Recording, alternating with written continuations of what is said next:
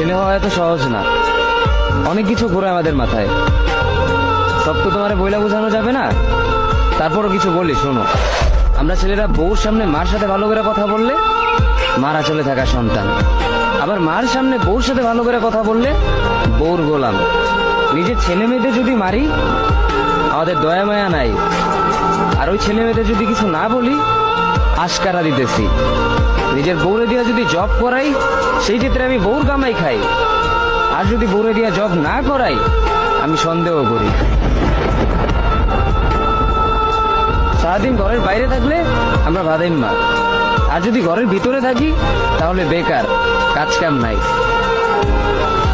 আর এই তোমাদের মেয়েদের গায়ে যদি আমরা ভুলেও টাচ করি না আমরা নির্যাতক, আর যদি তোমরা মেয়েরা আমাদের গায়ে হাত তুলো আমরা কাপুরুষ।